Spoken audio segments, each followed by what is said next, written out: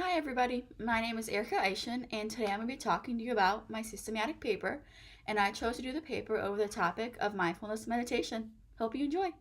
I chose to do mindfulness meditation because it was a practice that I've never done before, and I knew with this project that I wanted to try something new. Mindfulness meditation is a wellness practice that plays a really huge role in focusing on your mental, emotional, and psychological aspects of your mind. Mindfulness meditation is a mental training practice that involves focusing your mind on your experiences, like your own emotions, thoughts, and sensations. Mindfulness meditation can involve breathing practice, mental imagery, awareness of body and mind, and muscle and body relaxation.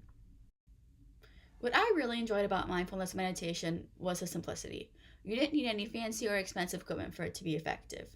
All you really needed was a quiet spot and a spot that was also free from distractions. For mindfulness meditation, there was a wide variety of scientific literature used to prove the emotional benefits of this practice. And now most of these benefits related to decreased stress levels or increased general well being. In one specific study conducted in November in 2012, this study aimed to test the benefits of mindfulness meditation on healthcare workers. In this study, there was about 20 healthcare workers that took part in this one-day workshop, and then they were told to meditate for the next 8 weeks and to do this meditation daily.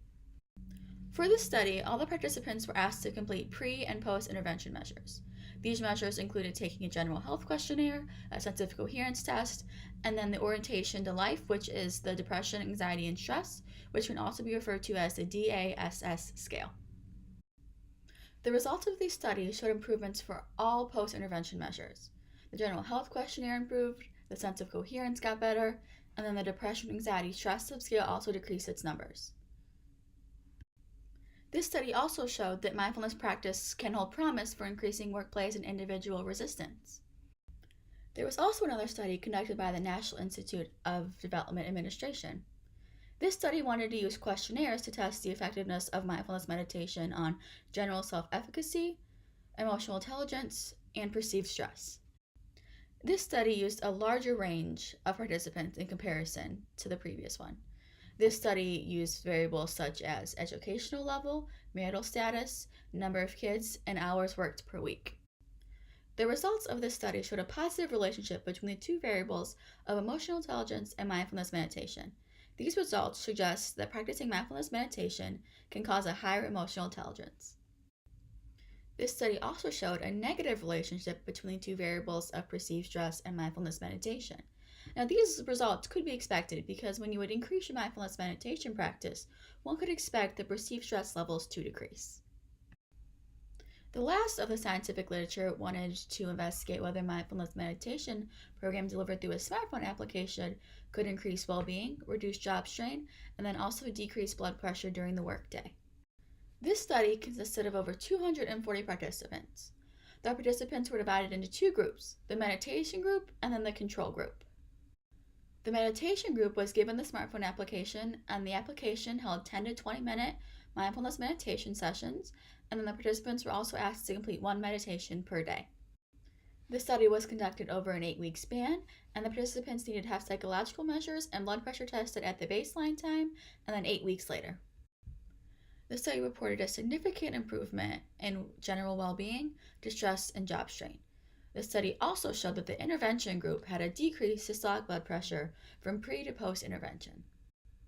All three of the scientific literature studies were conducted to see the effectiveness between mindfulness meditation and the effect of stress reduction and improved general well-being. While the scientific literatures aim to see either 2 or 3 benefits of mindfulness meditation, the popular literature showed about 8 to 10 benefits of the practice.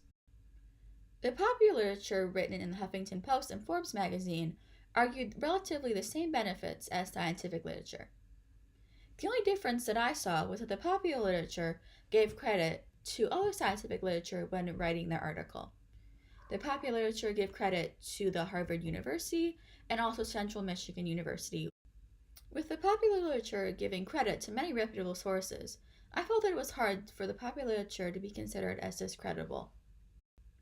The last article of popular literature was written in Cosmopolitan magazine, and this article was different than the first two.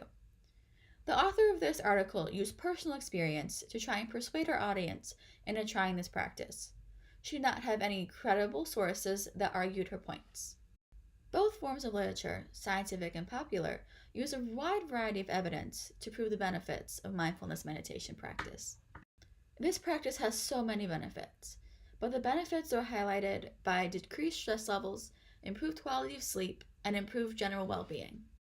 I hope you all enjoyed my video and that you learned a little bit about the practice of mindfulness meditation and all the benefits that it can bring.